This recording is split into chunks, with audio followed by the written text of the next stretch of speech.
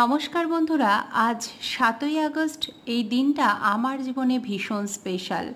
আজ থেকে ঠিক ৬ বছর আগে আমার মেয়ে সৃজা আমার কোলে এসেছিল আলো করে। আজকে ওর জন্মদিন।